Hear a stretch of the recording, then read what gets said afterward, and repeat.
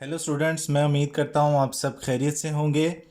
आज की इस वीडियो में हम करेंगे क्वेश्चन नंबर 8 एक्सरसाइज 6.1 का। इससे पहले वाले क्वेश्चन हम इसी वीडियो के पहले 4 पार्ट्स में हम ऑलरेडी कर चुके हैं। तो ये इस एक्सरसाइज का लास्ट पार्ट है जिसमें हम इसके आखिरी 4 क्वेश्चंस कंप्लीट करेंगे। The LCM and HCF of two polynomials px and qx are 2 into x4 minus 1 and x plus 1 into x square plus 1 respectively. If px is x cube plus x square plus x plus 1, find qx. अब student यहाँ पे एक relationship use हो रहा है जो कि हम लेक्चर नंबर 1 की वीडियो में बता चुके थे, और वो ये था कि px मल्टीप्लाई बाय qx ये इक्वल होता है LCM मल्टीप्लाई बाय HCF के। वहाँ पे इसको थोड़ा सा एक्सप्लेन भी किया था, अगर वो वीडियो नहीं देखी तो काइंडली पहले वो देखें। लेकिन यहाँ भी मैं थोड़ा सा आपको इसका इन डिटेल मज़ीद बता देता हूँ। अब ऐसा है कि यहाँ पे इसने लिखी हैं दो एक्सप्रेशंस px और qx। मैं आपको बताता हूँ सिंपल करने के लिए नंबर्स के साथ। जैसे फॉर एग्जांपल एक नंबर है 9 और एक नंबर है 15, ये दो नंबर्स हैं, ठीक है। अब हम इन दोनों का फाइंड करते हैं HCF और LCM। HCF फाइंड और LCM हम फैक्टराइजेशन से ही फाइंड कर लेते हैं। 9 के फैक्टर्स होते हैं 3 मल्टीप्लाई बाय 3, 15 के फैक्टर्स होते हैं 3 मल्टीप्लाई बाय 15। अब HCF वो होता है फैक्टर जो कि दोनों में कॉमन होता है, तो HCF आ गया 3। LCM होता है कॉमन और नॉन कॉमन फैक्टर। तो आप बेशक इस तरह से भी LCM फाइंड करके देख लें, या कॉमन और जो दो नॉन कॉमन है उनको भी मल्टीप्लाई कर लें। तो LCM आता है 45, ठीक है। तो दो एक्सप्रेशंस की जगह पे मैंने आपको दिखाए दो नंबर्स। तो ये रिलेशनशिप हमें बताता है कि अगर जो दो नंबर्स हैं 9 और 15, इन दोनों को मल्टीप्लाई करें तो वो वही आंसर आएगा जो दोनों के HCF और LCM को मल्टीप्लाई करके आ रहा है। अब 9 और 15 का HCF है 3 और LCM है 45, तो ओरिजिनल नंबर्स को मल्टीप्लाई करके आता है 135 और उनके LCM और HCF को भी मल्टीप्लाई करके आता है 135। तो स्टूडेंट ये यही रिलेशन है कि दो पॉलिनोमियल्स अगर हों और उनके LCM और HCF गिवन हो या नॉन हो, तो जो आंसर दोनों पॉलिनोमियल्स को मल्टीप्लाई करके आएगा वही आंसर उनके LCM और HCF को मल्टीप्लाई करके आता है। इसी चीज़ को मैंने आपको नंबर्स के साथ यहाँ प्रूफ कर दिया। अब इसका इस्तेमाल ये है कि 4 में से कोई 3 फैक्टर्स गिवन हो तो चौथा आप फाइंड कर सकते हैं इसी फॉर्मूले की मदद से। तो अब देखिए यहाँ पे गिवन क्या है हमारे पास। गिवन ये है कि दो पॉलिनोमियल्स का LCM, दो पॉलिनोमियल्स का LCM है 2 इंटू एक्स 4 माइनस 1, और दोनों पॉलिनोमियल का HCF गिवन है x plus 1 into x square plus 1, ठीक है, ये गिवन है। एंड px, और px भी गिवन है x cube plus x square plus x plus 1, और हमने फाइंड करना है qx।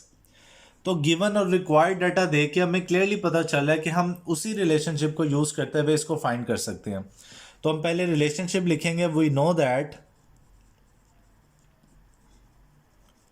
px multiply by qx is equal to their LCM multiply by HCF। तो qx फाइंड करना है, px मल्टीप्लाई हो रहा है, राइट साइड पे जाके डिवाइड हो जाएगा, LCM multiply by HCF divide by px, ठीक है जी। तो अब हम यहाँ पे वैल्यूज पुट कर देंगे। LCM की वैल्यू है 2 इंटू एक्स 4 माइनस 1, HCF की वैल्यू है x प्लस 1 और एक्स स्क्र प्लस 1, और px की वैल्यू है x cube plus x square plus x plus 1, ठीक है जी। अब ऊपर और नीचे जो एक्सप्रेशन जो फैक्टर सेम है उन्हें हम काट देंगे, लेकिन फिलहाल कोई कटिंग नहीं हो रही तो हम इनके फैक्टर्स बना के देखेंगे, शायद कटिंग हो जाए। अब x4 माइनस 1 इसके भी फैक्टर्स बन रहे हैं, लेकिन अगर हम यहाँ पे अभी फैक्टर्स इसके ना भी बनाएं तो काम चल सकता है। x plus 1 into x square plus 1, क्यों? क्योंकि ये जो डिनोमिनेटर में एक्सप्रेशन लिखी है पहले हम इसके फैक्टर्स बना के देखेंगे क्या आता है। एक्स क्यूब और एक्स स्क्र, इन दोनों में से हम एक्स स्क्र कॉमन निकालेंगे तो बचेगा x प्लस 1। लास्ट वाली दोनों टर्म्स में से 1 कॉमन निकालेंगे तो ये आ जाएगा x plus 1। 2 into x 4 minus 1 x plus 1 x square plus 1 divide by x plus 1 और एक्स स्क्वायर प्लस 1। अब देखिए न्यूमिनेटर और डिनोमिनेटर जो सेम है वो एक्सप्रेशन कट जाएंगी, इसीलिए मैंने इसके फैक्टर नहीं बनाए थे, क्योंकि क्लियरली नज़र आ रहा था कि अगर हम डिनोमिनेटर के फैक्टर्स बनाएंगे तो वो सेम इन दोनों जैसे बन जाएंगे, यहाँ से कटिंग होनी नहीं थी, इसलिए मैंने इसके फैक्टर बनाए नहीं। अगर हम फैक्टर बना लेते तो लास्ट में हमें इसको दोबारा इसको कंबाइन करना पड़ता। तो फैक्टर बनाए बगैर ये हमारे पास क्यू एक्स आ गया 2 इंटू एक्स 4 माइनस 1। ये ज़रूरी नहीं कि हर क्वेश्चन में ऐसा ही हो कि आपने न्यूमिनेटर के फैक्टर्स ना बनाने हो। आगे जाके हम न्यूमिनेटर एलसीएम जो भी दिया होगा ये राइट साइड पे सब के फैक्टर्स बनाएंगे और देखेंगे किस किस की कटिंग हो सकती है। ओके जी, तो नेक्स्ट क्वेश्चन नंबर 9 है। पी एक्स गिवन है, क्यू एक्स गिवन है, let P X is this, Q X is this. If HCF of PX and QX is 10 into x plus 3x minus 1, find LCM। तो हम लिखेंगे we know that LCM multiply by HCF is equal to PX multiply by QX। यहाँ पे एक चीज़ मैंने skip कर दी, पहले हमें वो लिखना चाहिए जो क्वेश्चन में गिवन है। क्वेश्चन में गिवन है PX 10 into X square minus 9, X square minus 3x और प्लस 2। और क्वेश्चन में गिवन है Q X 10x into X plus 3, X minus 1 whole square. और क्वेश्चन में गिवन है इन दोनों का H C F 10 into X plus 3, X minus 1। और फाइंड करना है हमने एलसीएम। पहले आपको स्टूडेंट्स ये लिखना चाहिए, स्टेटमेंट्स वाले क्वेश्चन को करने का यही असूल है कि पहले जो चीज़ गिवन और रिक्वायर्ड हो उसको लिखा जाए, जैसे चैप्टर नंबर 4 में किया था 4.2 में। तो अब हमने एलसीएम फाइंड करना है, अब ये लिखेंगे वी नो दैट, और एलसीएम फाइंड करना है तो एचसीएफ राइट साइड पे जाके डिवाइड हो जाएगा, P X multiply by Q x divide by HCF. अब हम ये जो एक्सप्रेशंस गिवन है वो पुट करेंगे और देखेंगे किस किस के फैक्टर्स हमें बनाने चाहिए। पी एक्स लिखेंगे X square minus 9 into X square minus 3x plus 2। Q X लिखेंगे 10x इंटू एक्स प्लस 3 और x minus 1 whole square divide by H C F है 10 इंटू एक्स प्लस 3 और x माइनस 1। ठीक है जी। अब numerator और denominator में जो सेम है उन्हें काट देंगे, जैसे ये 10 से कट जाएगा, x प्लस 3 से कट जाएगा और x माइनस 1 स्क्वायर से कट जाएगा। अब जो बचा वो लिखेंगे, बचा है 10x x minus 1 x square minus 9 और x square minus 3x plus 2। तो ये आ गया एलसीएम। आप ये भी आंसर दे सकते हैं, लेकिन अगर थोड़ा सा सिंप्लीफाई हो रहा हो तो वो आपको लाजमी करना चाहिए, वो बेटर होता है, क्योंकि एग्जामिनर की मर्ज़ी है, चाहे तो यहाँ पे आपको आंसर देने के मार्क्स दे दे, चाहे तो वो काट भी सकता है। लेकिन अगर आप इसको सिंप्लीफाई कर देंगे फिर आपके किसी भी तरह का एग्जामिनर आपके मार्क्स नहीं काट सकता। अब फैक्टर्स बना लें, इसके दोनों परफेक्ट स्क्वायर हैं, दरमियान में माइनस है, एक्स को लिखेंगे एक्स स्क्वायर, 9 को लिखेंगे 3 का square, x square minus 3x plus 2। इसके मिड टर्म ब्रेक करेंगे, दो नंबर जिन्हें ऐड करके -3 और मल्टीप्लाई करके +2 है वो है -2 और -1। 10x इंटू एक्स माइनस 1, ये फॉर्मूला बन गया a square minus B square, ये आ जाएगा a प्लस बी और a माइनस बी। यहाँ पे x कॉमन अंदर आएगा, x माइनस 2, फिर -1 कॉमन, x माइनस 2 is equal to 10x into X minus 1, X plus 3, X minus 3, X minus 2 और एक्स माइनस 1। ठीक है। अब हम देखते हैं कि किस किस को कंबाइन किया जा सकता है। x माइनस 1 और x माइनस 1, इसको हम लिख देंगे x माइनस 1 का स्क्वायर। x प्लस 3 और x माइनस 3, इसको दोबारा a square minus B square बना के x स्क्वायर माइनस 9 लिख देंगे। और जो लास्ट में बचा है वो है x माइनस 2। ये इससे आगे मज़ीद सिंप्लीफाई नहीं हो रहा और इसी को हम अपना आंसर कहेंगे कि ये एलसीएम है जी। तो नेक्स्ट क्वेश्चन है 10, let the product of LCM and HCF of two polynomials be. अब इस क्वेश्चन में उसने एलसीएम और एचसीएफ अलग अलग नहीं दिया, लेकिन एलसीएम और एचसीएफ इन दोनों की प्रोडक्ट हमें दी है। तो फॉर्मूले में हमें प्रोडक्ट ही तो चाहिए होती है। तो ये तो उसने आपका काम आसान किया है, मुश्किल नहीं किया। एलसीएम और एचसीएफ दोनों की प्रोडक्ट गिवन है। इफ़ वन पॉलिनोमियल इज, हम लेट कर लेंगे कि जो वन पॉलिनोमियल है वो पी एक्स है, एक्स प्लस 3 और x minus 2, and the second polynomial is, और सेकेंड पॉलिनोमियल का नाम रख लेंगे Q x, x square plus K X plus 15। ले जी, इसमें तो सब कुछ दे दिया, एलसीएम और एचसीएफ की प्रोडक्ट भी है, पी एक्स भी है, क्यू एक्स भी है। तो फाइंड क्या करना है? फाइंड द वैल्यू ऑफ के।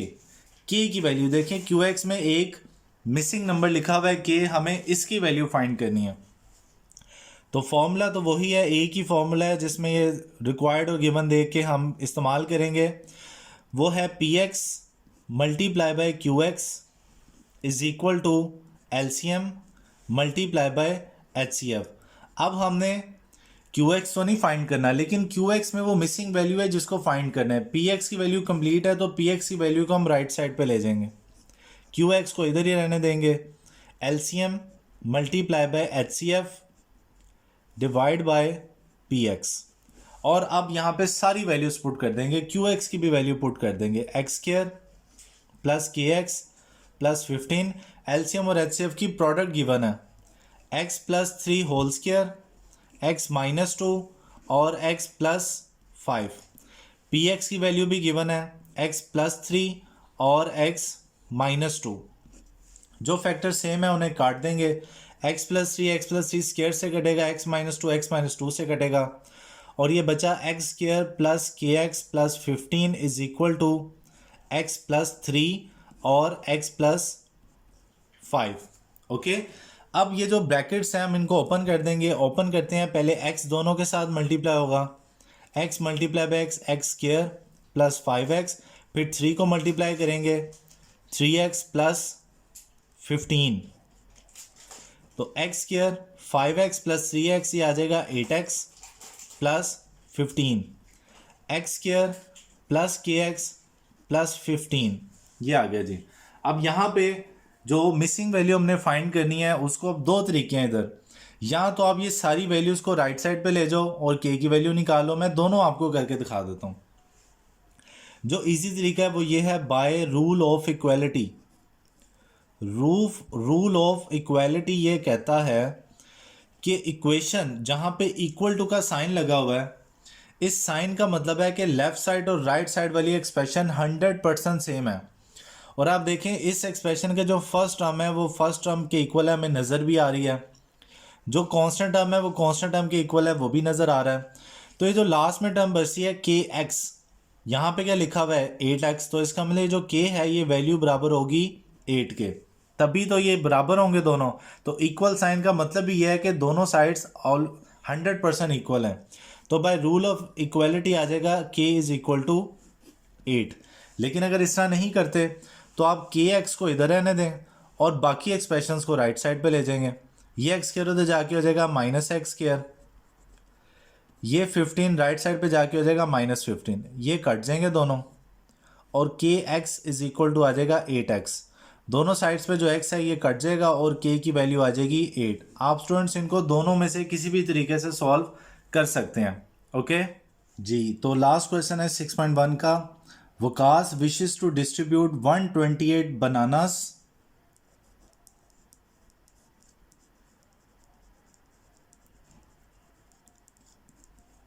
and 176 apples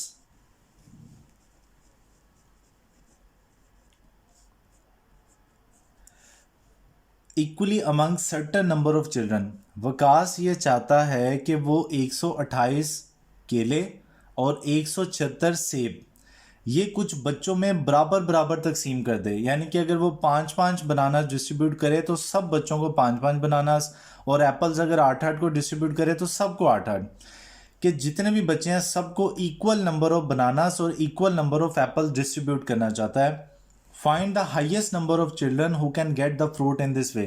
तो कह रहा है बताओ कि मैक्सिमम कितने बच्चे होंगे जिनको वो इस तरह से फ्रूट डिस्ट्रीब्यूट कर सकता है।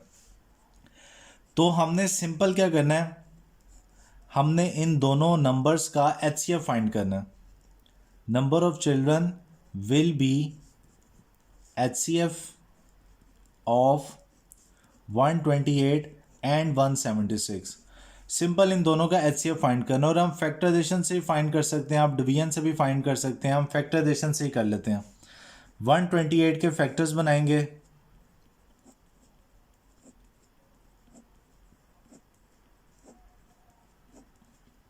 1 2 3 4 5 6 7, तो ये 7 टाइम्स 2 आ रहा है, 4 5 6 और 7। 176 के फैक्टर्स बनाएंगे,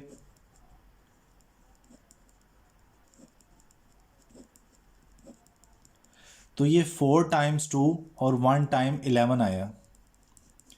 HCF होता है वो फैक्टर जो दोनों में कॉमन हो, तो 4 टाइम्स 2 दोनों में है, तो ये आ गया जी HCF, जो कि है number of children is equal to 16। ये हमारा आंसर है, ठीक है। अब होता ये है कि ये 16 HCF तो बड़ी आराम से स्टूडेंट्स फाइंड कर लेते हैं 128 और 176 का।